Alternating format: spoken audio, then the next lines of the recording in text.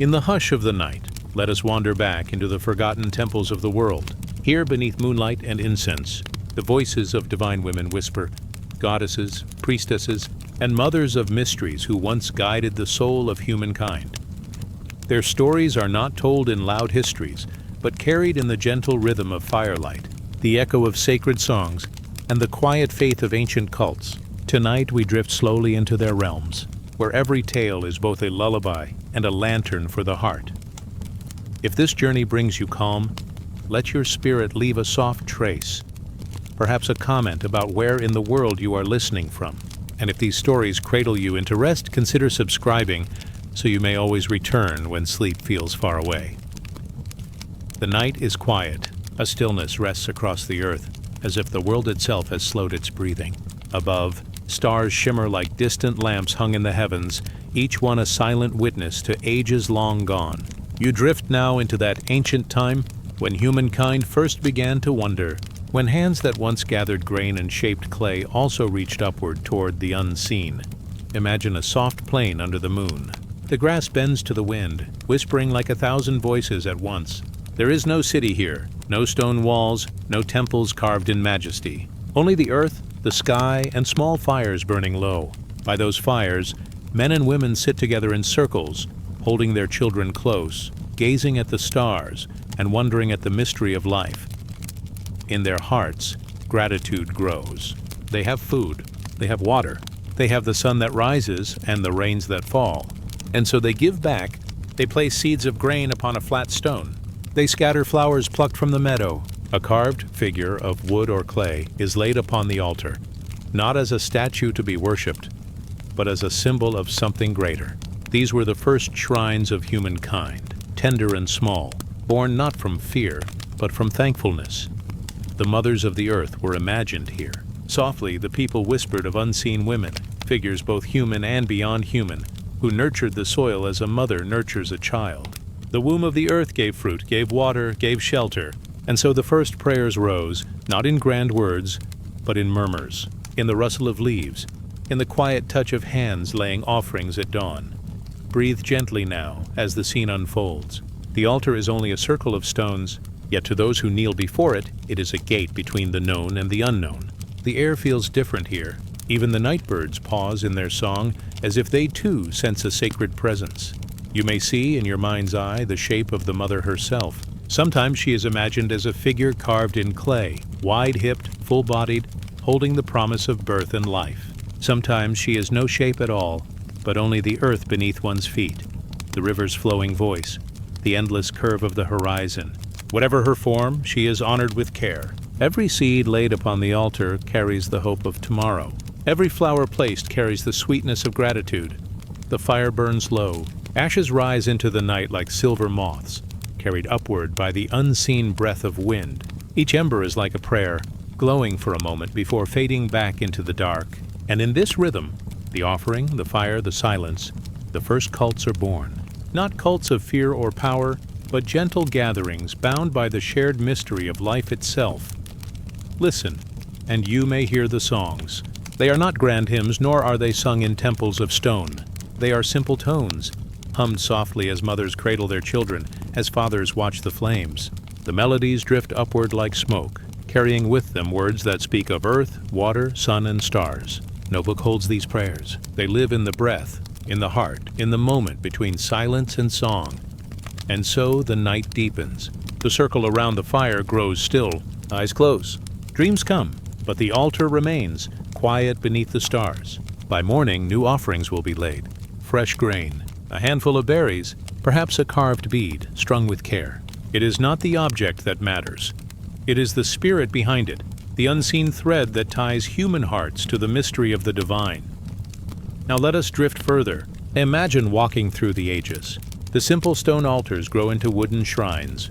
Shrines grow into temples, temples into vast sanctuaries. But the heartbeat remains the same.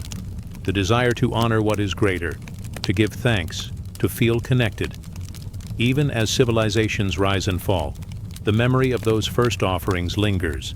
The seed laid on a stone, the flower placed with gentle hands, the fire burning quietly, sending prayers into the night. These were the beginnings of all sacred journeys, the dawn of devotion itself. The air is soft now, as if wrapped in the hush of a mother's embrace. The stars seem closer, leaning down as if to listen. The earth beneath your body feels warm, ancient, alive. You are not apart from it. You are within it, and it within you. The same breath that moved through the grasses thousands of years ago now moves through your chest, slow and gentle. Rest with this thought. Every prayer, every offering, every act of gratitude ever given is still here, floating in the vastness of spirit. Nothing is lost. The ancient altars, though forgotten by stone and soil, still live in memory, in story, in the silence of the heart. The night begins to close. The fires fade. The people rest. Only the altar remains, touched by moonlight, crowned by stars, waiting for the next dawn. And as your own eyes grow heavy, you too may lay your quiet offerings. Not of grain or flour, but of breath, of rest, of surrender to sleep. Now drift onward. The story will continue in another place, another time, with other sacred voices. But for this moment, rest in the dawn of forgotten altars, where the first hands reached toward the divine, and where the spirit of gratitude was born.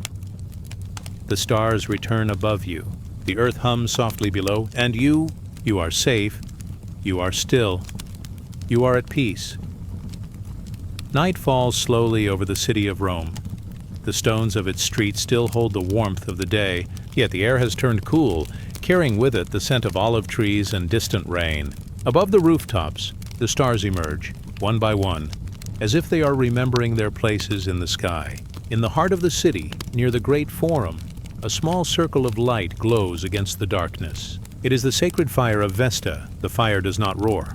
It does not leap or crackle with noise. It burns softly, steady and calm, like a lamp meant not to dazzle, but to soothe. This flame has been kept alive for centuries, never allowed to die, for it is said to carry the spirit of Rome itself. To keep it is to protect the heartbeat of the people, their homes, and their future. Around this fire walk the Vestal Virgins. Their steps are light. Their robes of white flow like water, trailing along the marble floor. They are chosen as young girls, taken from their families, and given a sacred duty that will last for 30 years. No marriage, no children, no home of their own, only the temple, the fire, and the silence. Yet their silence is not emptiness. It is filled with meaning, like the hush before dawn. When the world stills, the smallest sound carries far. In the same way, the quiet lives of these women are filled with deep honor, for they are seen as daughters of the goddess Vesta herself. You may picture them now. 6 women seated in a circle, their faces lit by the warm glow of the flame. Their eyes rest upon the fire, but their thoughts drift gently, as if carried on the smoke that rises in thin silver threads. The fire becomes a mirror, reflecting the mystery of life, the fragility of existence, and the unseen bond between humans and the divine. The temple is not vast or loud. It is round, like the hearth of a home. For Vesta was the goddess of the hearth, the spirit of fire that gave warmth to families, cooked their food, and guarded their safety. To honor her was to honor the simple flame that made a house into a home. And so the temple was shaped like a dwelling place, soft in its curves, humble in its design, as if to remind all that greatness begins with the small circle of firelight. Outside, Rome bustles with noise. Chariots roll, merchants call, children laugh and cry in the streets. But within the temple there is stillness. Here, time seems to pause. The world outside may change. Emperors rise and fall. Armies march. Victories are won and lost. But the fire continues, burning in silence, untouched by the storms of history. Close your eyes for a moment and imagine sitting near this flame. Its light brushes softly against your face. Its warmth seeps into your skin. There is no need to speak, no need to think. The flame does the speaking. It whispers of endurance, of patience, of lives devoted not to noise or glory, but to the quiet strength of tending what must not be lost. For the Vestal Virgins, every day was a rhythm. At dawn they brought fresh offerings of grain and wine. At midday, they swept the temple floor and fed the flame with sacred wood. At dusk, they sang prayers in voices so soft they seemed part of the fire's own crackle. And through every night, at least one remained awake, keeping watch, making sure the flame never faded into ash. Their vow of purity was not simply about the body. It was about carrying the fire within themselves, untouched, unbroken, whole. They became symbols of Rome's hope, vessels of sacred promise. If the flame died, people believed disaster would fall upon the city. So the women bore the burden with grace, holding in their silence the weight of an entire world. And yet, they were not without joy. In their garden within the temple walls, roses bloomed. The women would tend them, their hands brushing gently against petals wet with morning dew. In these quiet tasks, there was peace. They were not prisoners. They were guardians, chosen for a path that few could walk. Some nights, when the city slept deeply, a Vestal might look beyond the temple, beyond the fire, to the stars above. In those distant lights, she may have seen her reflection, not in the duties she bore, but in the quiet strength of her soul. Like the flame, she was steady, unshaken, a point of warmth in a world of shadows. The people of Rome honored them with respect. When a Vestal walked through the city, even senators stepped aside. They were given seats of honor at games and festivals. They held keys to treasures, guardianship over wills, and voices that could calm disputes. Though their lives were bound in silence, their presence was powerful, like the flame they guarded. The fire of Vesta is more than history. It is a symbol that still breathes in the heart of humanity. Every hearth, every candle, every flame lit in the darkness carries her memory. Fire is life. Fire is safety. Fire is the bond between the seen and the unseen. And so, in honoring the flame, the ancients were honoring the mystery of existence itself. Now let the image settle in you. A round temple, a soft fire glowing steadily in the center. White-robed figures moving in silence, their faces calm, their hands gentle. The smoke rises slowly, curling upward until it disappears into the night. Above, the stars shine without hurry, without end. The story rests here. The flame continues to burn. The virgins continue their watch. The city sleeps beyond the walls, safe in the care of the silent fire. And you too may rest in this warmth, this steadiness, this gentle rhythm. Let the light of the flame soften in your mind. Let your breath follow its glow, slow, even, unbroken. You are safe. You are cared for. You are watched over by the same timeless spirit that guarded ancient Rome. Now close the temple doors. Leave the fire to its eternal duty, and drift onward into the deeper night where other stories wait, where other sacred voices will rise softly like stars. The fire fades from sight, but not from memory. It still burns, steady as your own heart, quiet as your own breath. Rest now, as the silent fire of Vesta watches over the dream of sleep. The night deepens. Moonlight rests gently on the desert sands, turning them silver, as if the earth itself has been wrapped in quiet starlight. The air is still, yet filled with memory. Far in the distance, the Nile moves like a dark ribbon glistening beneath the heavens. This river, ancient and endless, has carried stories for thousands of years, and among them one rises now, the story of Isis, the mother of stars. She is remembered not with thunder, but with tenderness. Isis is a goddess of care, of healing, of love that does not end. She is wife, she is mother, she is mourner, she is queen. Her presence is like the cool water of the Nile at dusk, soft against the skin, steady in its flow, life-giving in its silence. Imagine her temple. Tall columns rise like reeds along the riverbank. Torches glow, their flames moving in the night wind. Inside, incense curls upward in long threads, carrying with it the fragrance of myrrh and lotus. Priestesses move slowly across the marble floor, their feet bare, their voices humming in low chants. The air is thick with reverence, yet gentle like the hush that falls before sleep. At the heart of her story is love. Isis loved her husband Osiris with devotion so deep that even death could not break it. When Osiris was taken, cut into pieces by his brother's envy, Isis did not despair. She wandered the lands, searching for every fragment of his body. Each piece she gathered tenderly, holding it as if it still breathed, still lived. With her prayers and her magic, she brought him back, though not to the world of the living, but to the underworld, where he would reign as king. Her devotion did not end there. From her love was born Horus, the falcon child, destined to bring justice and light. And so Isis became more than a goddess of mourning.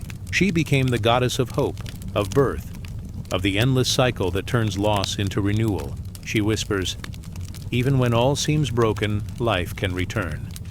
In the night, when you close your eyes, you may see her crown. It is shaped like a throne, for she is the seat of power, the foundation of kingship. You may see her wings, great, gentle wings of a bird spreading wide to cover the earth. When she spreads them, it feels as if the whole sky is folding into an embrace. Birds circle above the Nile as if carrying her spirit, their flight soft against the stars. Her cult spread far beyond the deserts of Egypt. Sailors carried her name across the sea. In Greece, in Rome, in lands far from the Nile, her temples rose. To farmers, she was the one who made the fields fertile. To mothers, she was the one who kept children safe. To sailors, she was the one who calmed storms and guided ships through troubled waters. Her image stood not only in Egypt, but across the Mediterranean world, her voice carried by waves and wind. Close your eyes again and imagine the night rituals in her honor. The temple doors open. Torches line the pathways. Drums beat slowly like the rhythm of a calm heart. Priestesses walk in procession, their white robes flowing, their hands lifting flowers and offerings. The chants rise and fall, a lullaby to the goddess who is both near and far, both human and divine. Isis is not a goddess of fear. She is a goddess of comfort. To call her name was to feel wrapped in safety, like a child held close to a mother's chest. Her power was not only in miracles, but in the gentle promise that no one is truly alone. Even in sorrow, she is there. Even in darkness, her light is near. Her wings, spread across the sky, became a symbol of protection. Kings were painted beneath them, their crowns touched by her feathers, as if her strength flowed into theirs. Tombs were carved with her image, her arms reaching outward, guarding the departed as they journeyed beyond life. In every gesture, she is a mother, tender, fierce, eternal. Now let the desert fade in your mind. Let the Nile quiet. Picture only the stars above, countless and shining. In the stillness, they seem like the eyes of Isis, watching, guiding, glowing softly with care. They are her gift, the light that never dies, the memory that no night can erase. And so, the Mother of Stars whispers even now. Her voice is not loud, but it carries through time, through silence, through dreams. It tells of devotion that cannot be broken. It tells of the river that always flows, the cycle that always returns, the hope that always lives. Rest with this thought. Every night sky is her temple. Every star is her light. Every breath you take is carried on the same air that once moved through the sands of Egypt, across the waters of the Nile, through the wings of the goddess herself. The temple grows quiet. The torches fade. The chants soften into silence. Only the stars remain, steady and endless like her embrace. Now drift onward. The Mother of Stars watches as you rest. Her wings fold around you. Her light covers you. Her love flows like the river without end. Sleep in her presence. Sleep in her care. Sleep in the gentle arms of Isis, eternal, tender, unbroken. The night settles like a cloak of velvet over the ancient mountains of Phrygia. The air is cool and gentle. The wind glides down the slopes, brushing through tall pines and carrying with it the scent of wild herbs and moss. In the distance, the steady sound of drums rises and falls like a heartbeat. Their rhythm is slow, not urgent, as though echoing the breathing of the mountain itself. This is the realm of Cybele, the Great Mother. She is not a goddess of temples alone. She is the wilderness, the stone cliffs, the trembling leaves, the rushing streams that carve their way through valleys. All of these are her. The earth itself is her body, and the pulse of life within it is her song. You drift closer in thought, stepping softly through the mountain path. Around you, moonlight filters through the branches, laying silver threads upon the ground. The stars above are countless, each one shining like a tiny flame. They seem to bend toward the earth tonight, as though listening, as though waiting to join in the hymn of the Mother. The story of Cybele is older than many. She was called the Mountain Mother, the protectress of wild places, the giver of fertility, the untamed spirit of earth itself. Her people sang to her in the forests and upon the rocky heights. They did not whisper politely, but drummed, danced, and cried out her name. Yet even in this, there was no harshness. Their voices rose like waves, like wind through canyons, as though the earth itself were breathing through them. Her image was carved in stone, crowned with a turreted diadem. Seated upon a throne, lions resting at her side. The lions were not symbols of danger, but of her wild majesty, her balance between power and care. They guarded her as children guard their mother. They walked at her side as companions of the wilderness. As you listen to the rhythm of the drums, your mind drifts into the world of her devotees. They gathered in sacred groves. They lit fires that glowed softly beneath the trees. Their chants rose into the star-flecked sky, not to disturb, but to join in the harmony already present. Some played flutes, their notes winding like rivers between the drumbeats. Some sang wordless songs, flowing like wind through reeds. The mountain echoed back to them. The cliffs repeated the sound, softened by distance. It was as though Cybele herself answered, her voice hidden in stone and air. Her story carried with it both joy and sorrow. She was the mother who gave life, who nourished fields, who blessed flocks, who cradled humankind. Yet, like the earth itself, she also held silence, mystery, and the power of renewal through loss. Her myth spoke of wild love and deep grief, of her consort Attis, who descended into the stillness of death. But even grief was not an ending. It became the soil from which new growth emerged. In the cycle of seasons, in the quiet after the storm, her presence whispered of life returning. You feel it now, the balance of her spirit. Strong yet gentle, fierce yet protective. She was not bound to walls or cities. She was free, always beyond, always rooted in the places where wind meets stone, where rivers carve their way through mountainsides. Her priestesses were called to carry her spirit. Some lived in temples, but many moved with the rhythm of festivals, traveling to spread her song. They beat their drums until the air seemed to sway with sound. They spun in circles until the world blurred, until only the pulse of the mother remained. To them, the dance was not noise. It was a prayer without words, a surrender to the great heartbeat of nature. You imagine yourself among them, seated near the fire, the night stretching vast above. The stars blink gently, their light like the eyes of ancestors watching with calm patience. Around you, the drums keep steady time. A flute rises and falls, its tones soft, like a bird's call carried across the hills. The air is cool against your skin. You breathe deeply, slowly. With each breath, the earth seems to cradle you more fully. The myths say that Cybele's presence was so great, her followers felt themselves dissolve into her. Boundaries between self and nature blurred. To touch the earth was to touch her. To hear the rustle of leaves was to hear her whisper. To see a lion's proud form was to see her strength. In the quiet space between drum beats, you sense her nearness. Not as a figure before you, but as the stillness within you. The steady presence beneath your thoughts. She is the earth beneath your resting body. She is the breath moving in and out. Effortless, unceasing. Her festivals spread far beyond Phrygia. In Rome, she was welcomed as the great mother of the gods. Her black stone, said to carry her essence, was brought from her mountain home to the heart of the city. There too the drums sounded. There too the songs rose, carrying her ancient spirit into new lands. Yet always she remained the same, untamed, free, mountain-born. You may imagine now the mountain at dawn, the stars fading, the sky softening into pale light. The fires of the night are embers now, glowing gently, like small red eyes watching the morning rise. The air is cool and still. Birds begin to stir. The rhythm of the drums has faded into memory, leaving only the heartbeat of the earth. Cybele is still present. She is the ground beneath, the hills that rise, the green that awakens. She is never gone. She does not fade when voices quiet. She is the silence after song, the stillness after dance, the calm after storm. As you rest within this image, you feel her embrace. It is not loud. It is not demanding. It is simply there, as steady as the mountain itself. You are safe within her presence. The worries of the day melt away like mist before the sun. The pulse of the mother steadies your own heart. Let the memory of drums guide you deeper into rest. Let the breath of the mountain become your breath. The stars above are her eyes, watching gently, patiently. The earth below is her hand, holding you. Now let yourself drift onward, as the mountain mother cradles you in her eternal arms. The night is calm, the earth is steady, sleep is near, rest as the stars return. Night folds itself gently over the forests of ancient Greece. The air is cool, the moon is high, and its silver glow settles softly upon the branches. Leaves shimmer in pale light. Shadows stretch like long fingers across the forest floor. A quiet hum of crickets surrounds you, steady as a heartbeat, while in the distance the soft hoot of an owl drifts like a low prayer.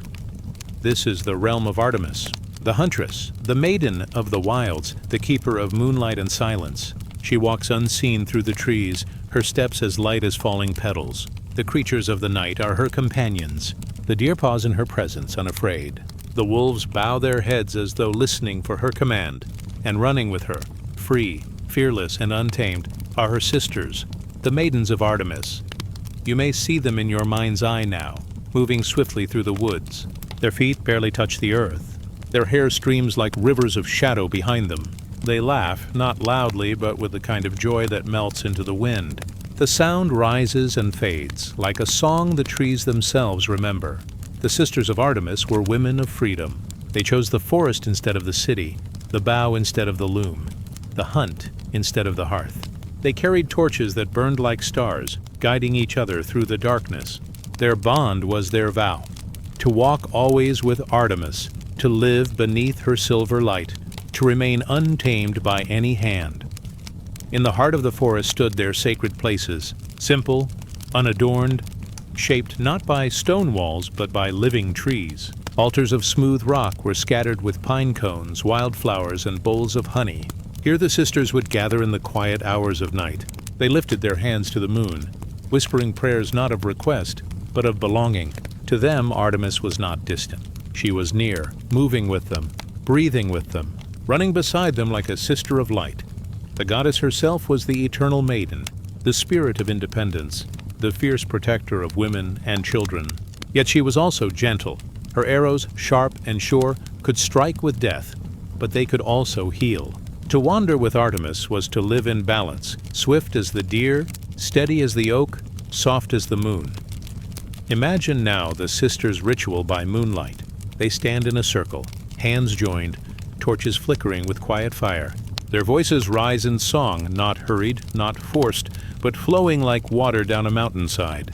Their song speaks of the moon's cycle, of the deer's silent path, of the endless rhythm of night turning to dawn. Their harmony is soft, their breath in unison, until it feels as though the forest itself is singing. Around them, the world responds. The night breeze stirs as if listening. The branches sway, bowing like worshippers. The stars gleam brighter, their ancient eyes reflecting the sisters' devotion. In these moments, the veil between human and divine grows thin, and Artemis is felt as presence, a soft, radiant spirit moving through the circle. The myths tell that she was born beneath the gaze of the stars, twin to Apollo, light and shadow in balance. Her bow was given to her by the gods themselves, strung with unbreakable silver. With it she defended her sisters, guarded her groves, and kept sacred the wilderness. She was not only the goddess of the hunt, but of childbirth, of moonlight, of the untamed cycles that shaped all living things. The sisters knew this, and they carried her spirit in their lives. They ran swift through the woods, but also cared for the small and fragile. They learned to track the deer, but also knew the herbs that healed. They guarded each other fiercely, their bond unbroken, their freedom sacred. Now picture them resting after their run. The fire burns low. The night is deep. They sit together upon smooth stones and mossy ground, their voices quiet. One plucks a lyre, its gentle strings weaving soft notes into the air. Another hums a wordless tune, no louder than a whisper. Some lean back against the roots of great trees, eyes turned upward to the moon. Their breathing slows. Their laughter fades into stillness. The forest hushes, wrapping them in a blanket of peace. You too rest with them, breathing with the rhythm of their circle. The forest seems endless, yet safe. The moon overhead shines steady, its light pure and soft. You feel yourself becoming part of their sisterhood, bound not by vows, but by calm presence, by belonging in the greater harmony of night. The sisters of Artemis remind us that wildness is not chaos. It is freedom, balanced with care. It is running swift, but also knowing when to pause. It is laughter carried by wind, and silence carried by moonlight. Their story is the story of women who chose to live in rhythm with the goddess, unbound and unafraid. In the gentle turn of time, their cult spread beyond the woods. Temples rose in cities. Statues of Artemis stood tall, bow in hand, crescent moon upon her brow. Yet still, her true presence remained in the forests, in the clear streams, in the cry of the owl at dusk. Her sisters never forgot this. Even when walls surrounded them, their dreams carried them back to the groves, to the running paths, to the eternal light of the moon. Now the forest fades into quiet once more. The torches dim. The circle rests. Only the moon remains bright above, and her silver glow falls upon every leaf, every stone, every resting face. The goddess is present still, steady as the sky, eternal as the night. Let yourself drift now carried on the breath of the forest. The song of the sisters lingers like the soft hum of crickets in the grass. Their freedom surrounds you, their calm becomes your calm. You are safe within their circle, safe beneath the gaze of Artemis. Let us drift onward, deeper into stillness. Now rest as the stars return and the moon keeps watch. The night is hushed. The stars hang like lanterns in the dark sky, and the earth rests in stillness. Somewhere, unseen, a soft wind moves through the fields, carrying with it the scent of soil and flowers asleep beneath the moon. It is in this twilight silence that Persephone's story begins, gentle, sorrowful, yet filled with endless return. She was the maiden of spring, daughter of Demeter, goddess of the harvest. Her laughter was light, her steps as soft as petals falling to earth. She wandered through meadows of wild blossoms, gathering them into her hands. The earth seemed to bloom wherever she walked, for she carried the promise of renewal. Her mother watched with love, guarding her as one guards a flame. But even the brightest flowers bowed a shadow. The myth tells of a moment when the earth split open with a deep sigh, and from its hollow rose Hades, the lord of the underworld.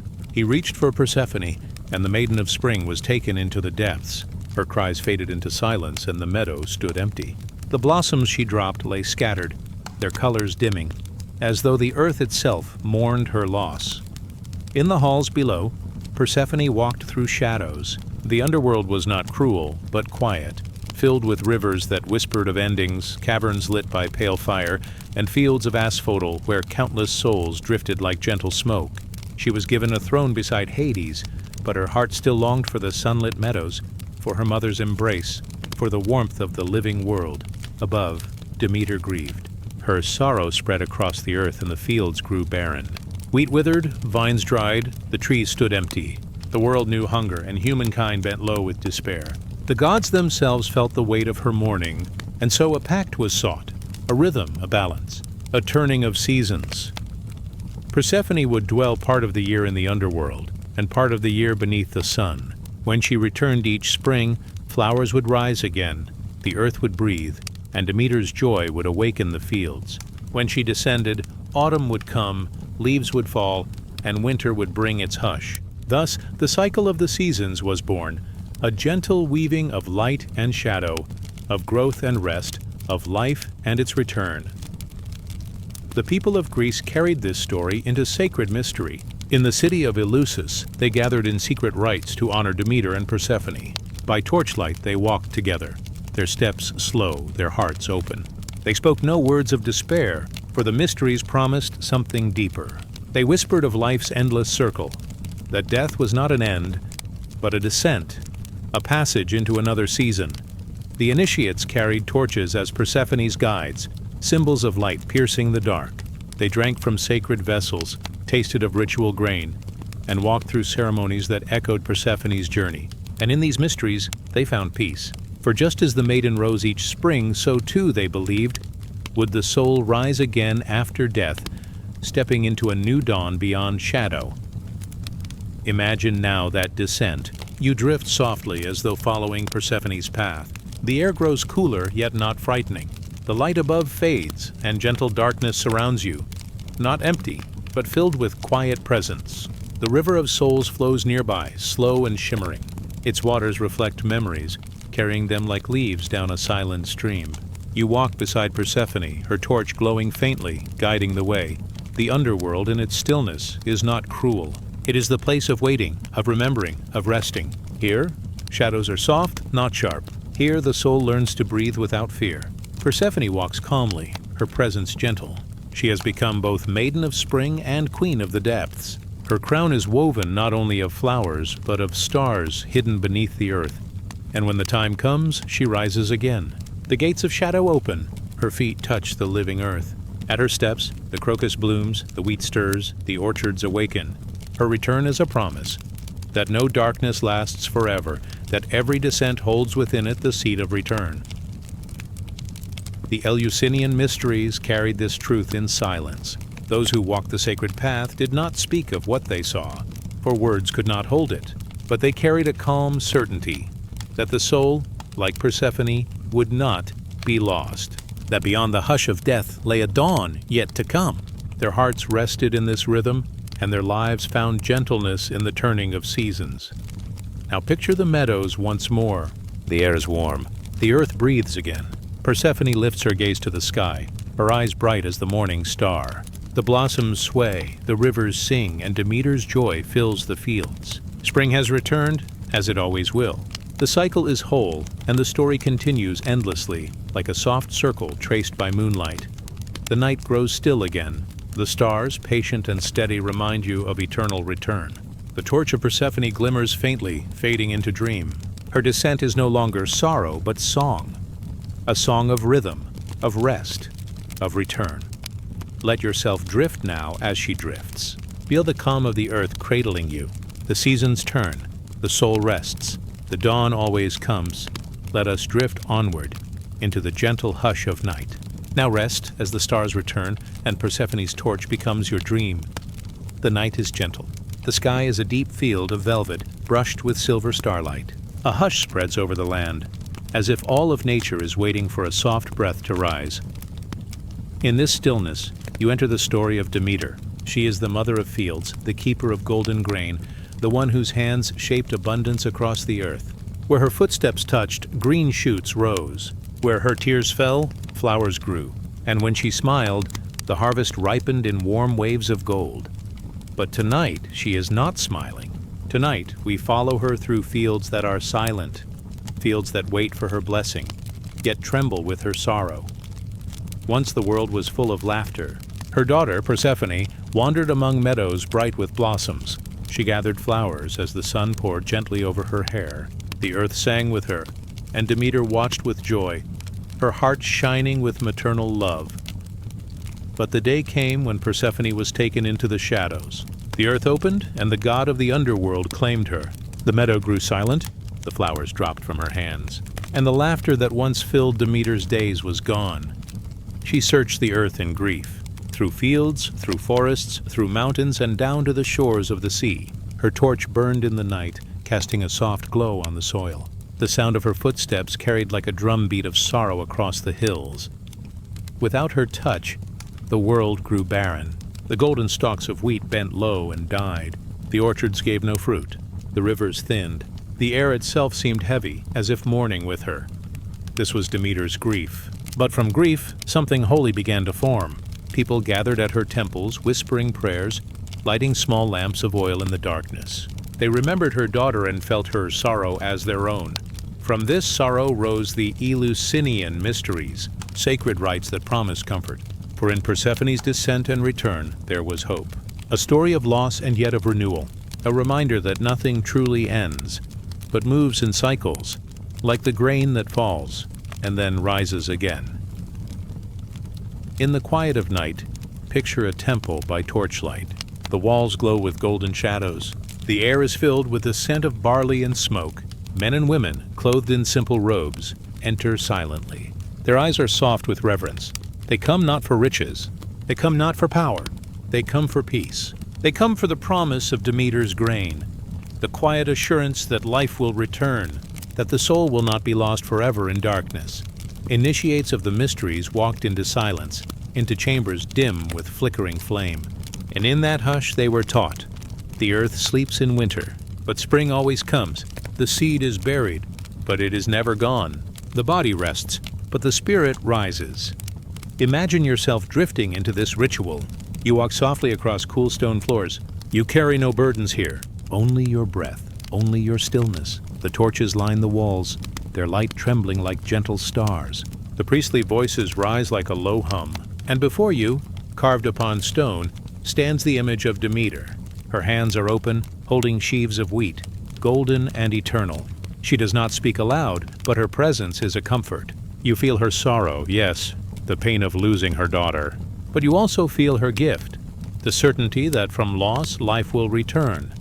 Outside, in the fields, the grain waits. Each stalk bends in the wind, whispering secrets of the ages.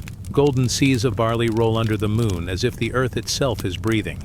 Demeter's story is not only of sorrow, it is of resilience. She wept, but she blessed. She mourned, but she nourished. Even in grief, she gave to the world. And through her gift, people found hope in the cycles of life and death. The seasons became her song. Spring was Persephone's return, summer, the fullness of life, autumn, her departure, and winter, the time of waiting. Yet each return was sweeter for the loss that came before. Each spring was brighter because of the winter's shadow. This rhythm echoed in the hearts of all who followed Demeter, a rhythm that spoke of eternity. Close your eyes and feel the earth beneath you. Imagine the soil, dark and rich. Seeds rest within it, hidden, unseen. For now they sleep, but in time they will rise, breaking through the earth to greet the sun. So too, the spirit sleeps, but in time it rises. It is never lost. It only waits. The mysteries whispered this comfort to every soul who entered. You are part of the cycle. You are not forgotten. Like grain, you will rise again. Some called it rebirth. Some called it immortality. But for those who lay in the torchlight, all that mattered was the peace of knowing. Death was not the end. Demeter stands eternal, her arms full of golden wheat. She is the guardian of the fields, the protector of mothers, the quiet comfort of the harvest. Even now, across the ages, her story drifts like a soft wind through the world. It moves in the rhythm of planting and reaping. It whispers in the turning of seasons. It breathes in the cycles of loss and return. The night deepens. The torches fade. The temple falls into stillness. Only the soft sound of the sea carries on the wind, mingling with the memory of Demeter's song. Her sorrow is gentle now, like a lullaby. Her blessing is steady like the golden grain swaying in the moonlight. Rest now. Imagine the fields stretching endlessly, each stalk glowing with silver dew. The stars above shimmer like seeds scattered across the dark soil of the sky. You float between earth and heaven, between grain and starlight. The cycle is endless. The comfort is sure. The mother of harvest cradles the world in her arms, and you rest within her embrace. Let the seasons turn. Let the golden fields breathe. Let Demeter's gift carry you deeper into peace. Now drift onward, into sleep, into silence. As the stars return, the night stretches wide, silent, and endless. The stars lean low over the mountains of Greece, where stones gleam pale in the moonlight. A soft wind moves through olive trees, carrying with it the scent of earth, laurel, and ash. Here, high upon the sacred slopes of Mount Parnassus, lies Delphi, a sanctuary wrapped in stillness, where the heavens and the earth seem to touch. It was said that Apollo himself claimed this place, planting his voice into the heart of the mountain. And through women chosen by fate, that voice would whisper into the world. You stand at the threshold of the temple. Its columns rise like silver shadows against the night. Torches flicker gently, painting the marble in strokes of gold. Beyond the great doors, the air is cool and heavy with incense, with smoke that twists upward like wandering prayers. The priestesses of Delphi are waiting. They are not queens, nor warriors, nor rulers of land. Yet in their quiet service, they carry the weight of nations. They sit between men and gods, between question and answer, between silence and prophecy. They are the Pythia, chosen women who speak for Apollo. Their lives are simple, yet filled with sacred weight.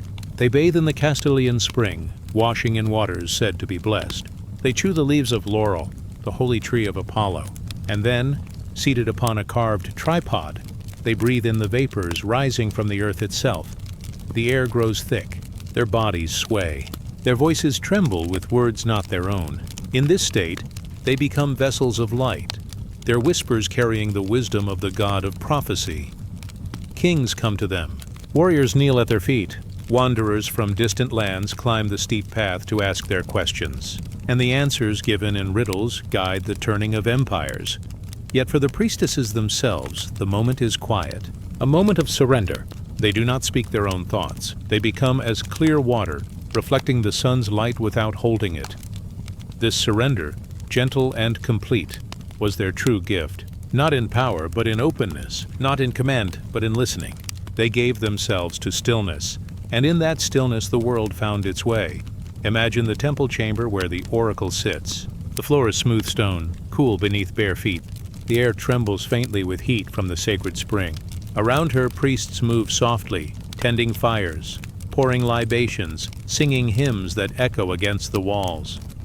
The oracle closes her eyes. Her breath deepens. Smoke curls around her like veils of twilight. The whispers begin. Words half-formed, images drifting like clouds. Those around her listen, write, and carry these visions into the waiting world. The pilgrims outside do not hear her voice. They only hear the echo, translated into human words, but still they bow their heads. For in the sound of prophecy, they sense something beyond themselves. For some, it is the promise of victory. For others, it is a warning of loss. But for all, it is a reminder that the divine speaks not in shouts, but in quiet murmurs. Not in certainty, but in mystery. The priestesses of Delphi were not feared.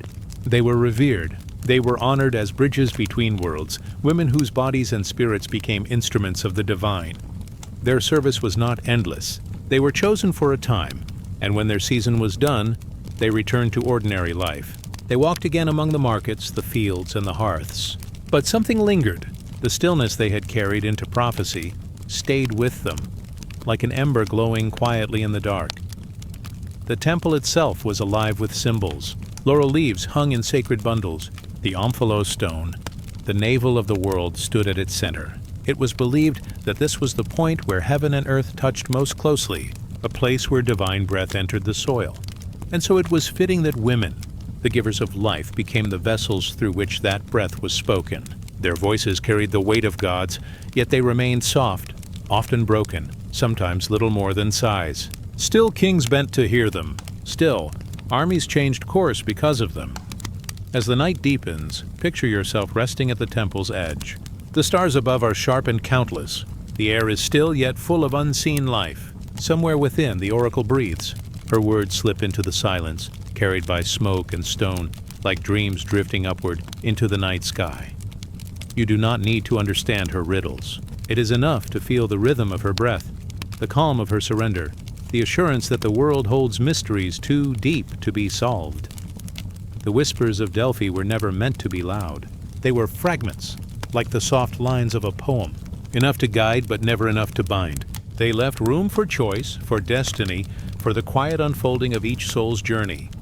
So too, in your own rest, the mysteries do not need to be solved. It is enough to close your eyes and let the whispers carry you, to trust that guidance will come in its time, softly, like smoke rising through laurel branches. The priestesses fade into history. Their voices are no longer heard. The temple lies in ruins now, its columns broken, its chambers open to wind and rain. But the mountain still remembers. The laurel still grows. The silence still hums with the memory of prophecy. And if you listen, you can almost hear it. A faint whisper, softer than breath, still moving through the night. Rest now, child of the earth. The oracle has spoken, and her words fall like dew upon your spirit. You need no question, no answer. Only the comfort of mystery, the softness of surrender, the lulling rhythm of silence. Let the stars return above you. Let the smoke of laurel drift into your dreams. Let the mountain cradle you, as gently as the priestesses once cradled the light of Apollo. Now drift onward, into the stillness, into the whispers, into sleep. The night lies calm, wrapped in silver light. The stars above drift slowly, like quiet lanterns set upon an endless sea. A gentle wind carries the scent of fresh springs, cool stone, and burning herbs. And far away, in the stillness of Greece, there is a place where the weary once came to rest. This is the sanctuary of Hygeia. Here the body and spirit were soothed by water, prayer, and silence. Here illness was not met with fear, but with tenderness. For Hygeia, daughter of Asclepius, was the goddess of gentle healing, of wholeness, of calm restoration. Imagine the sanctuary as it once stood. Marble columns rise pale and luminous beneath the moon. Pools of water ripple softly, their surfaces reflecting the stars. The air hums with low chants, voices of priestesses singing in tones steady and slow. No harshness touches this place, only peace, carried in sound and light. The sick and the suffering arrive weary, wrapped in silence. They are led into the halls, where the floor is cool, and the air smells of rosemary, laurel, and thyme. Soft hands place bowls of fresh water at their side.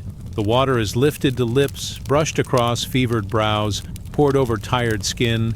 Each touch is a blessing. Each gesture is as quiet as a prayer. It is not a cure of force, but a balm of gentleness. Hygeia's name itself means health, not in battle or in conquest, but in balance. She was honored not as a bringer of sudden miracles, but as the keeper of harmony in body and soul. Her worship was simple: libations of water, whispers of gratitude, and acts of kindness. for her healing was not fire but water, not storm but stillness. At night, when torches burned low, the sanctuaries of Hygeia were filled with soft ritual. The priestesses moved barefoot across the stone. They carried small lamps, their flames dancing in the darkness. They touched the sick with hands anointed in oil, tracing the forehead, the chest, the palms. Their chants rose like ripples upon the surface of a lake. You can almost hear them now, soft voices rising and falling like waves, words too ancient to understand, but simple enough to calm the restless heart. The sound is steady, like the breath of the earth, each note a thread, weaving body and spirit back together. The waters of the sanctuary were sacred. Springs bubbled clear from the mountains, cool and fresh. Those who came to Hygeia would bathe in them, washing away weariness. They would lie down beside the pools, the stone warmed by the sun of the day. And as sleep took them, they dreamed.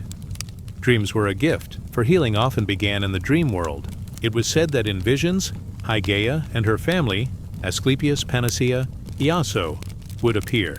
They brought not commands, but images, symbols of herbs, streams, and gentle hands. When the dream ended, the priestesses would listen and guide the dreamer with soft words, herbs, and rest. The sanctuary was not a place of fear. It was a place of surrender. Surrender to silence. Surrender to stillness. Surrender to the body's own rhythm of return. Even the animals of Hygeia carried meaning. A serpent coiled around a cup, not a creature of dread, but of renewal, shedding its skin, living again. It was her symbol, a sign that life could begin fresh, again and again. Picture yourself lying within the sanctuary. The stone floor is cool beneath your body. The night air drifts softly across your face. Beside you, a small bowl of water glimmers with torchlight. A priestess dips her hand and brushes the water across your forehead. Her fingers are light, her movement slow. The touch is not meant to cure, but to soothe. And in that soothing, healing begins. The faith of Hygeia was not one of sudden storms. It was one of seasons, cycles, and patience. Health was seen as balance, as harmony between what is taken in and what is given out. So the sanctuaries were quiet places, where rest was honored as much as ritual, where silence was a gift and stillness a cure.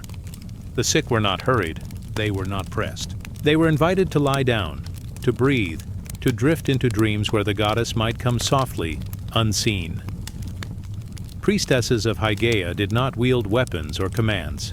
Their power was gentle, yet deep. They watched over the springs, tended the gardens of herbs, and sang through the night.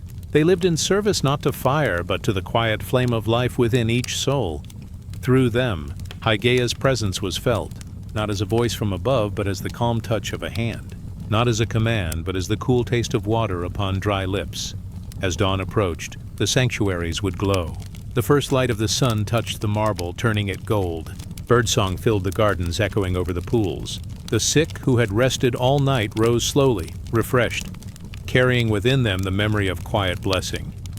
Some left healed, others left with peace, for even when the body did not mend, the spirit was cradled. And in that cradle there was rest. The cult of Hygeia spread, not through conquest, but through kindness. Her name was whispered in Athens, Corinth, and far-off lands. Temples to her rose near fountains and baths in cities and villages. Wherever water flowed, her memory lingered. Wherever people sought balance, her blessing was called. Even today, her name lives on, spoken each time health is praised. Her gift was never lost, for it was never bound to stone. It was carried in every healing hand, every cup of water offered, every touch of care. The night deepens once more. The sanctuary grows quiet. The torch is fading. You feel the air cool around you, scented with herbs and water. The priestesses have withdrawn, their chants now part of the silence. Only the memory of their voices lingers, soft as a lullaby. And in that memory, you are held. Your breath slows, your body softens. You rest in balance, in stillness, in the gentle embrace of Hygeia. Now let yourself drift, like water flowing back to the spring, like smoke rising into the night, like the soft hands of the priestesses guiding you into dream. The goddess of health does not command you. She only soothes, she only blesses. Her gift is rest, and it is yours now. Let us drift onward. Into balance, into quiet, into sleep. The sea is quiet tonight. Waves curl softly upon the shore, their rhythms slow, steady, and unbroken. The moon hangs above the waters, silver and serene, as though resting on the horizon. Palm trees lean in the breeze, their leaves whispering like old voices, gentle and low. And by the coasts of Canaan, in lands once filled with songs and prayers, there stood the groves of Asherah. Here, beneath tall trees and beside the open sea, her daughters gathered in silence and devotion. Here the Mother of the Heavens was remembered not with fire or fear, but with calm offerings of bread, oil, and song. Asherah was the tree of life, the mother who gave fruit to the earth and strength to the waters. Her image was carved in wood, tall and graceful, set beside the altars of kings and shepherds alike. But beyond the stones of temples, her truest sanctuaries were the groves, sacred trees that reached toward the sky, their roots deep in the soil, their branches wide as shelter. The daughters of Asherah came to these groves with quiet steps. Their garments brushed the earth, their voices carried like soft waves. They lit lamps of clay, flames flickering gold against the night, and in that glow they sang. Their hymns were not loud. They were woven like threads of silk, smooth and steady, each voice a ripple across the still pool of night. Their words praised the mother, the giver of milk and honey, the one who blessed wombs and fields alike. The songs rose and fell with the sea breeze, carrying prayers for health, for life, for gentle renewal. Each note was like a drop of water falling into the earth, soaking deep, unseen, yet nourishing. Picture the grove now. Tall trees circle around you.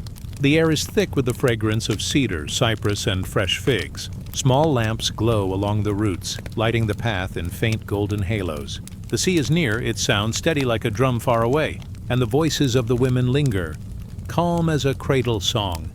Asherah was the goddess of nurture. In her, the people saw not storm or conquest, but the quiet hand that guides life forward. She was the sea's calm tide, the earth's deep root, the womb from which all light and water flow. And so her daughters came not to ask for power, but for harmony.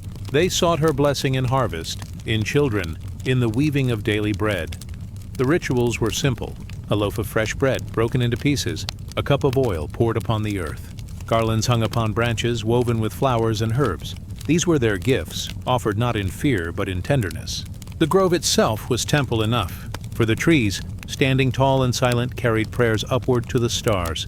Some say her symbol was the tree of life, roots deep in the soil, branches wide toward the heavens. Others remembered her in the form of a pillar carved from wood, standing tall beside the sacred fire. But whatever the form, the meaning was the same: a mother, a shelter, a giver of rest. And so, in the soft dark of night, the women bowed their heads. They touched the earth with open palms. They breathed the salt air of the sea, and they let themselves be held by the presence of the goddess, unseen, yet near. The daughters of Asherah did not rush their prayers. They moved slowly, as though the very act of breathing was holy. Their hands touched the bark of trees, cool and rough. Their eyes lifted to the moon, round and patient. Each gesture was a meditation, each step a rhythm of calm. The grove became a cradle, and they its children. The sea became a lullaby, rocking the heart into quiet. And Asherah, mother of life, was felt in the stillness between each breath. Imagine resting in this grove. The grass is soft beneath you, damp with evening dew. The lamps flicker, their flames swaying gently in the wind. Above, branches weave into a roof of leaves, letting starlight fall in little streams of silver. You hear the waves, you hear the chants, you feel the earth steady beneath your body. There is no fear here, only rest, only the presence of life itself, motherly and kind.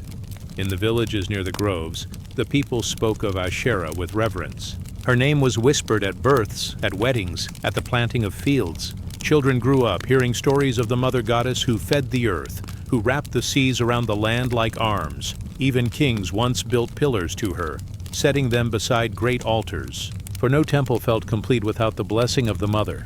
She was not only in the high places, but in the quiet corners of homes. She was invoked in cooking, in weaving, in nursing children. She was not far away, but near in every breath of life. Time, like the tide, moved on. New temples rose, old songs grew faint, yet the memory of Asherah remained, rooted deep in the soil of the world. Her daughters carried her hymns quietly, passing them from voice to voice, from heart to heart. Even when the groves fell silent, her spirit lingered in the trees, in the seas, in the breath of night. Now, as the waves move endlessly across the shore, you may still feel her presence. Each wave is a hand washing the earth with patience. Each tree is a pillar rising tall as a prayer. Each star is a lamp burning softly above the grove. The daughters of Asherah still sing, though their voices are hidden in the rustle of the leaves, the hush of the tide, the stillness of your own heart. And if you listen closely, you may hear them. A lullaby without words, a hymn without end. The grove quiets now.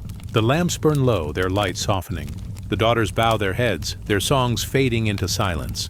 The sea continues its rhythm, wave after wave, eternal and calm. You rest in the cradle of the night, as the goddess once cradled her children. Your breath deepens, steady and slow. The earth holds you. The sea lulls you. The stars guard you. Let yourself drift onward now. Asherah's daughters have finished their hymns. The trees stand watch in silence. The moon bends lower over the horizon, and the waves continue, timeless and gentle. Now rest as the stars return. Now drift as the sea sings. Now sleep in the shelter of the grove. The night settles slowly over the ancient plains of Mesopotamia. The rivers of Tigris and Euphrates flow in silver lines beneath the moon, their waters calm, carrying reflections of starlight. The air is soft, touched with the scent of reeds and clay. From distant temples, the faint echo of drums drifts outward, steady, like a heartbeat at rest. Here, in the land of fertile soil and endless sky, the people once lifted their eyes to the Queen of Heaven, Inanna. She was radiant, clothed in starlight, crowned with crescents of the moon, goddess of love, of war, of the seed and the sword alike, a force both tender and fierce, both giving and taking. She was the morning star and the evening star, rising and setting, never fully gone. The tale is told of her descent, a journey not upward but downward, into the shadowed realm of the underworld. It was not a simple walk, but a passage filled with surrender. For Inanna was not allowed to enter that realm in all her majesty. She was told she must pass through 7 gates. At the first gate, the crown of heaven was removed from her head. At the second, her earrings of lapis were taken away. At the third, her necklace of beads was lifted from her neck. At the fourth, the breastplate upon her chest was stripped. At the fifth, her golden girdle loosened. At the sixth, the bangles of her wrists and ankles slipped away. At the seventh, even her robe of power was removed. Piece by piece, she was laid bare. The Queen of Heaven became a simple soul, naked in the land of shadows. And in this way, she entered the kingdom of her sister, Ereshkigal, Queen of the Underworld. This story is not of defeat, but of passage. Each gate was a moment of surrender, each loss a letting go, like the shedding of leaves in autumn or the stilling of breath before sleep. Inanna's descent was a teaching in cycles. To be reborn, one must first release. To rise again, one must first fall. The people who told her story knew these rhythms well. They saw them in the flooding rivers, which destroyed and renewed. They saw them in the fields, which lay barren before they bloomed again. They saw them in the body itself, life, death, and return. And so, Inanna's journey was not just her own. It was a mirror of the world, a reminder that even in shadow, the promise of dawn waits. Close your eyes and imagine her descent. The gates are stone, heavy and ancient, set in a path that curves downward. The air grows cooler as she steps further within. The walls glow faintly with torchlight, flickering gold against the dark. Her jewels fall away one by one, their sound echoing softly, like bells dropped in still water. By the 7th gate, there is silence. The goddess stands bare, her breath steady, her eyes calm. The shadows fold around her, yet she does not resist. For this was the way. Through surrender, through stillness, through letting go. The myth tells us she did not return easily. She was held in the underworld, suspended like a seed in the soil, waiting for its time. But even the underworld cannot hold forever what belongs also to the sky. Life called her back. Her servants mourned, her people cried, and their cries stirred the balance of the worlds. And so Inanna rose again, restored, clothed once more in her radiance. Her journey through death was not the end, but a turning. The descent became ascent. The silence became song. The stillness became life renewed. Her story became a rhythm for the people, a pattern of descent and rising, of shadow and light, of ending and beginning again. It taught them that no darkness was final, that even when stripped of all adornments, the spirit remains whole, that even in silence, there is the seed of song. And so they prayed to her, not only for love, not only for victory, but also for renewal. They prayed in fields of grain, in chambers of birth, in moments of sorrow. For Inanna's descent was their descent too, and her rising was a promise they carried in their hearts. Picture the temple of Inanna as it stood in Uruk, tall walls of sun-baked brick, shining white beneath the sun. Carvings of lions, of stars, of reeds and rivers etched into the gates. Within, offerings of fruit and flowers, jars of oil, and cups of wine. Priestesses moved softly, their steps slow and measured. They sang her hymns in voices low and tender, words carried upward like incense. The temple glowed not with fire but with presence. It was a place of peace, of power, of remembrance. For there, the people knew that the cycles of the goddess were also their own. Her mysteries were many. She was the goddess of desire, of the embrace that brings life. She was also the goddess of conflict, of the fire that clears the old away. But above all, she was the goddess of transformation. To know her was to know that nothing stands still, and yet nothing is lost. Even now, as the stars shine quietly over the earth, her story lingers. Each dusk and each dawn is her sign. The morning star rising, the evening star setting. Two faces of the same light, two moments of the same cycle. Rest now in her presence. Feel the calm rhythm of her descent, the slow surrender at each gate. Feel the silence of the underworld, heavy but not cruel. And feel the rising again, the breath returning, the light breaking through. These are the rhythms of the soul, the letting go, the stillness, the renewal. The rivers of Mesopotamia continue their endless flow. The reeds sway softly in the night air. The moon bends lower, laying its silver path upon the water, and the story of Inanna, Queen of Heaven, drifts like a gentle lullaby across the plains. Let it cradle you now. Let it move with your breath, steady and slow. The gates close behind her. The sky opens before her, and the night wraps around you, soft as a cloak. Now rest as the stars return. Now drift as the rivers flow. Now sleep as the Queen of Heaven rises once more.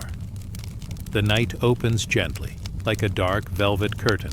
Above, the stars scatter across the heavens, quiet and ancient. Their shimmer is soft, like candlelight upon water. The earth lies hushed, wrapped in the cool embrace of evening.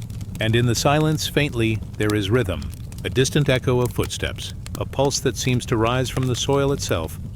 It is the rhythm of the Maenads, the women of Dionysus, those who left the stillness of the village, those who walked beyond hearth and home, those who answered the call of the god of wine and wild freedom. They gather not in cities, but in forests, not in palaces, but upon the slopes of the mountains. Their temple is the open night sky. Their roof is the canopy of stars. The air around them hums, alive with unseen energy. They move as shadows among the trees. White linen robes flow loose against their skin, hair unbound, crowned with ivy. In their hands, torches glow like quiet fireflies. The light flickers upon their faces, gentle, golden, otherworldly. They are seekers of release, keepers of mystery, carriers of devotion that is both fierce and tender. Each step of their dance is prayer. Each breath is offering. In myth, the Maenads followed Dionysus, the god who walked between joy and sorrow, between wine and wilderness, between madness and healing. He was the vine that climbs, the cup that spills, the spirit that breaks chains and opens hearts. And the Maenads were his faithful ones, not queens nor warriors, but women who carried within them a longing for something beyond the ordinary. They sought freedom not only for the body, but for the spirit that longed to breathe. Listen now, as their feet press softly upon the earth. The sound is like rainfall, steady and calm. A drum begins, far away. Its beat is slow, like the steady heart of the world. Boom, boom, boom. Each note deepens the night. Each note folds the mind into rest. They sway to the rhythm. Their voices rise not in sharp cries, but in gentle chants. Low hums, woven with the sound of the wind through leaves. The song feels endless, as if it began long before memory, as if it will echo long after the stars fade. In their dance, they are not bound by time. They are both ancient and eternal.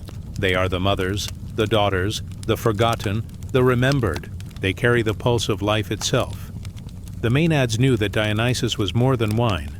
He was the breaking of barriers, the loosening of chains, the soft return of joy after sorrow. He was the reminder that even in darkness there is rhythm and renewal.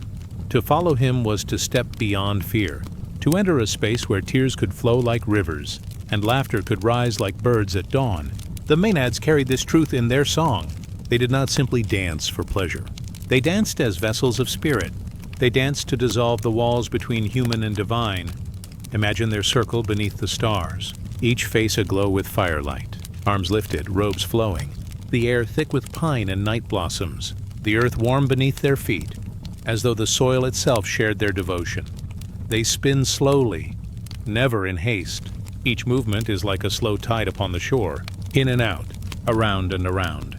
Their voices rise and fall like the hush of the sea. No sharp edges, only flowing sound, and in this, they teach without words. They whisper through gesture, release what is heavy.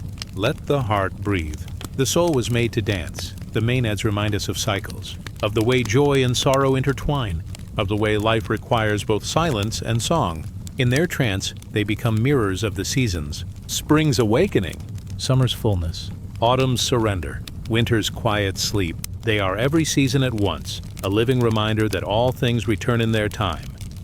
The myth says their devotion could be fierce, but tonight their story is soft. The frenzy is not wild, but deep. It is the frenzy of surrender, the peace that comes when nothing is held back. Every fear dissolved, every burden laid down, every soul opened like a flower in moonlight. Their torches rise, glowing steady. Each flame sways gently in the night air. Their light blends with the constellations above as if earth and sky share one single fire. In their dance, heaven and earth are not far apart. They touch, they overlap as stars seem to bend lower and flames seem to rise higher. You drift with them now. You feel the slow rhythm of their feet, the calm beat of the drum, the endless breath of the chant. Your thoughts loosen like hair unbound. Your spirit rests like a bird folding its wings. The Maenads walk not only upon the mountains, they walk within the dream of every soul that longs for freedom, for release, for peace. They remind us that the divine is not distant. It moves in the body, it sings in the breath, it rests in the quiet heart. The night deepens. Their torches dim one by one. The dance slows. The chant fades to a whisper. Even the drum becomes softer until it is only memory, and the forest is still again. Yet something lingers, the calm of surrender, the peace of release, the gentle echo of women dancing under starlight. Now the earth exhales, and you exhale with it. The sky leans close, and you drift within its quiet embrace. The Maenad song is gone, but its rhythm continues in your heart. Slow, steady, safe. Rest now as their story fades like mist. Rest as the torches fall to embers. Rest as the stars return to silence. And let us drift onward, to the next dream, to the next soft chapter of the night. Night stretches over the old hills of Anatolia. The land is wide, its valleys soft and still, its mountains rising like gentle guardians against the sky. The air is cool, touched with the faint sweetness of wild herbs, and above the moon glows, round and radiant, a silver lantern guiding the sleeping earth. Beneath her watchful light, women gather. They are the Moon Mothers, keepers of a circle older than memory. Their steps are unhurried, their faces calm as they move into the clearing. Torches flicker at the edges, yet it is the moon itself that bathes them in light. It shines softly on their hair, on their hands, on the stones set in a wide circle upon the ground. This is their temple, not walls of stone, but the open sky, not columns carved by men, but the pillars of mountain and tree. Here, in the quiet heart of Anatolia, the goddess of the moon was honored. Her names changed through time, but always she was the mother, the nourisher, the one who lit the night with her silver touch. The women kneel upon the earth. They feel its pulse beneath their palms. The soil is warm, holding the memory of the day's sun. They bow their heads, not in fear, but in reverence. For they know the moon's rhythm mirrors their own. Its waxing and waning speaks to their bodies, to their hearts, to the endless cycles of life. Listen now to the hush of their chant. It begins as a whisper, a breath shared between sisters. The sound rises like wind through reeds, a soft hum, slow and steady, carrying no demand, only devotion. The chant is a prayer for fertility, for healing, for protection, for the weaving of life's threads in harmony. The Moon Mothers tend not only to themselves, they hold the circle for all who belong, for children yet unborn, for elders fading into sleep, for the seeds resting in the soil, and the rivers that carry water to the fields. Their worship is wide, touching every corner of life. In ancient stories, the moon goddess was seen as mother of mothers. Her silver crown marked her as queen of cycles. Her face looked down upon fields at harvest, upon wombs in labor, upon the long nights of waiting, and the joyful dawns of birth. She was light in the darkness, gentle yet enduring. The women knew her presence not as a distant star, but as breath close to their own. In the clearing, bowls of milk are set upon the earth. Honey drips slowly into clay jars. Fruits are placed in woven baskets, their fragrance rich and sweet. These are not gifts to a faraway goddess, but offerings to remind the circle of abundance. Every gift given returns. Every drop of milk, every piece of fruit, every seed planted comes back in its time, multiplied by the grace of earth and sky. The women lift their hands. The moonlight glows across their open palms. They do not grasp. They do not cling. They simply receive. For the circle is not about power. It is about flow. About the endless giving and receiving that keeps the world alive. The chant deepens. It becomes like the tide, rising, falling, soft waves of sound moving through the air. The rhythm settles into the bones, into the heartbeat, into the breath. It is the rhythm of the moon, of cycles that never end. Close your eyes, and you are among them. You feel the cool grass beneath you. You sense the warmth of sisters at your side. The chant surrounds you, a cradle of sound. The moon above seems closer now, her face serene, her light gentle upon your skin. Stories were told in Anatolia of the moon goddess guiding the passage between life and death. When children entered the world, she was there. When elders left, she was there. Her silver light was the bridge. Her presence was the comfort. The moon mothers carried this truth in their hearts and shared it in their rites. Sometimes they danced, not quickly but with slow, circling steps. Their robes brushed against the grass, their shadows swayed like long reeds. They moved as the moon moves, patient, steady, drawing tides, guiding seasons. Every gesture echoed the sky. Every turn mirrored the stars. They were not alone. Owls called from distant trees. Wolves howled from the mountains. Crickets sang in steady chorus. All creatures belonged to the moon's kingdom. All breathed in her silver hush. The moon mother's rituals brought healing. A child who struggled to sleep was brought into the circle, bathed in moonlight, soothed by the soft chant. A woman who longed for a child laid her hands upon the earth and whispered her hopes to the goddess. An elder, ready for rest, sat among the stones, surrounded by soft voices, and felt no fear as he drifted toward the night beyond night. Every need, every prayer was received with gentleness, for the moon never rushed, never turned away. She waxed and waned, but always returned. Her promise was constancy. Her blessing was peace. Now the circle grows quiet. The chant fades, like mist dissolving in morning light. The women sit in silence. They breathe with the earth. They listen to the night. The moon glows above, steady and calm, like a mother watching her children sleep. The fireflies begin their slow dance, tiny sparks, blinking softly, as if carrying fragments of the moon's fire. The women watch them drift, their light fragile yet sure. They are reminded that even the smallest glow is part of the greater flame. The moon mothers fold their robes, place their offerings upon the stones, and bow once more to the silver face above. The night has received their prayers. The earth has held their steps. The moon has woven her light around them. And now the circle releases. One by one they rise. They walk quietly back into the shadows of the forest. Their footsteps fade like rain upon leaves. Only the memory of their chant remains. Only the calm of their devotion lingers. You too carry that calm. You carry the rhythm of the moon. Its waxing and waning rests within your breath. Its silver touch rests upon your heart. You are safe beneath its glow. You are part of its eternal cycle. Now the night deepens further. The stars shine softer. The moon leans lower, her light covering you like a blanket. Rest as the moon mothers rest. Rest as the earth breathes beneath you. Rest as the silver circle closes and sleep carries you onward. Let us drift now into quiet dreams. Let us rest beneath the moon's embrace. And let the mothers of old Anatolia sing you gently into slumber. The desert at night is a place of silence. Sand stretches endlessly, its surface smooth as water beneath the moon. The stars are clear, their light sharp yet gentle, woven across the sky like a veil of silver threads. The wind moves softly, shaping the dunes into curves that rise and fall, like waves frozen in time. In this vast stillness, the ancients told stories. Stories of the goddesses who watched over the caravans, Their names were carried on the breath of travelers, spoken in prayer, sung in low hymns by the fires. Alat, the lady of nurturing strength. Al-Uzza, the mighty one, guardian of courage. And Manat, the keeper of fate, whose hands weighed the measure of life. The three were sisters of the sand. They were mothers to those who journeyed, companions to those who wandered, protectors of those who crossed the wide emptiness. Each night, when the desert grew dark, their presence was felt, not in stone temples alone, but in the vast cathedral of sky and dune. The caravans knew the desert's trials, the heat by day, the chill by night, the endless horizon that held no clear path. Yet the people also knew the desert was sacred. Each grain of sand held memory, each star above marked direction.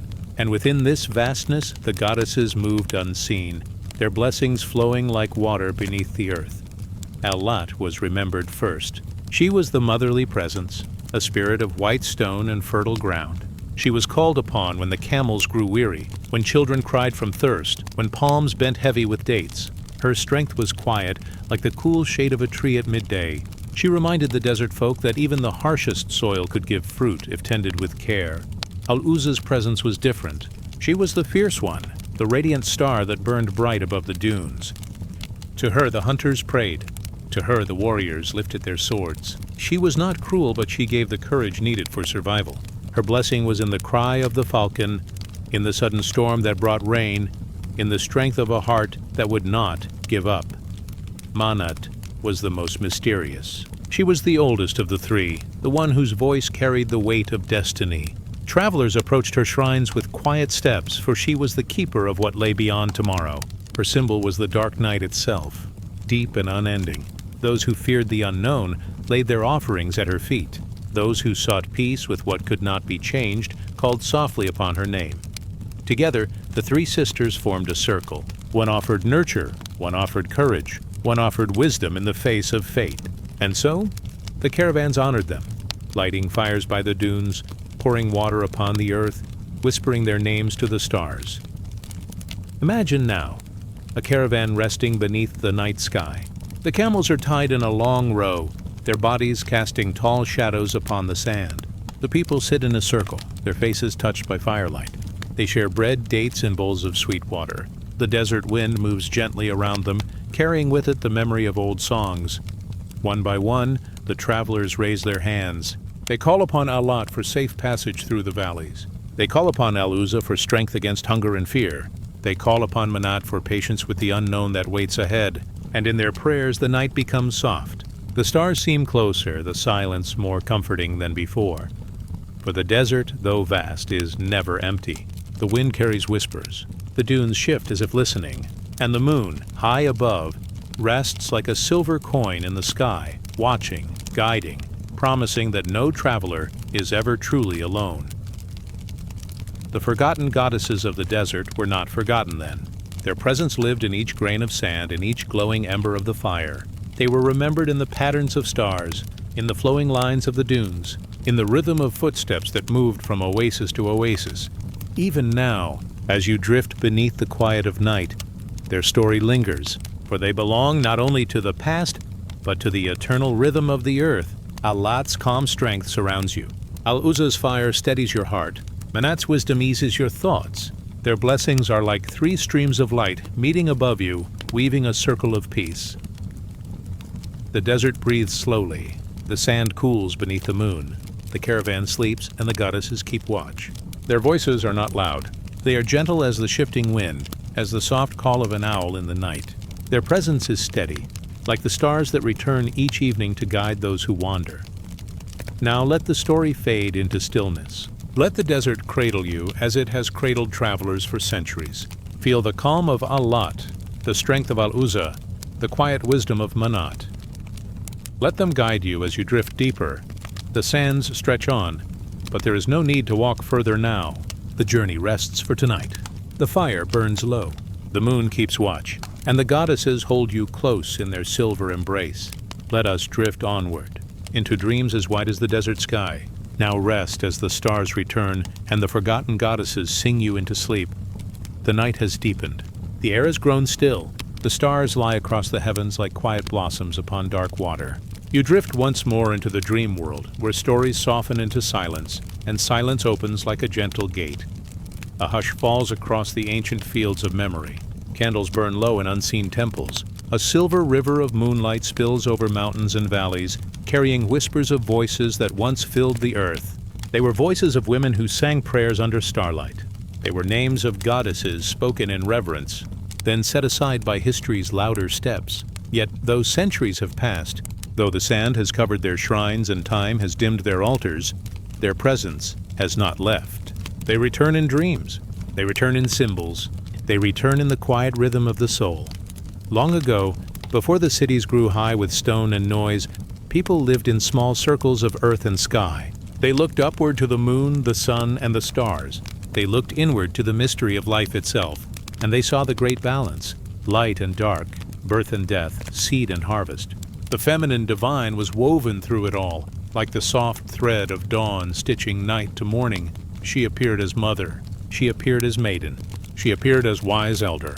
Different faces, one essence. The people gave her names, countless and flowing.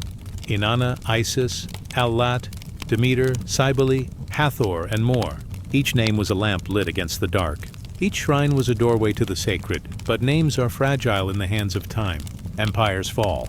Kings rewrite. Wars scatter. New voices shout louder, and the old songs drift into silence. Yet silence does not mean absence. The feminine divine, like the moon itself, only hides in shadow for a season. Always she returns. Think now of the stars above you. Each one a sun. Each one a fire burning in vastness.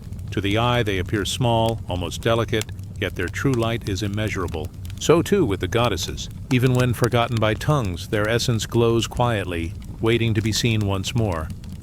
In the dream of the world, they return as symbols. A white dove rising from a ruined city, a spring bubbling fresh water in the desert, a mother holding her child against her heart, a circle of women keeping watch through the night. These are the shapes in which the feminine divine breathes again. In one dream, she is the river, carrying seeds, carrying boats, carrying memory itself. She moves steadily, softly, unbroken by the passing of ages. Those who come to her waters feel a stillness, as though every sorrow could be set upon her current and carried away. In another dream, she is the earth itself. Her body is the soil that cradles the roots. Her voice is the wind moving through the wheat. Her patience is the stone that endures rain and sun alike. When children laugh upon the ground, she receives them with quiet joy. When the weary return to the dust, she folds them back into her embrace. In yet another dream, she is the moon, watching in silence, waxing and waning, marking time, guiding tides, softening darkness with her silver touch. Even when unseen, she is still there, behind the shadow, behind the night, always returning, always faithful. There is comfort in this rhythm.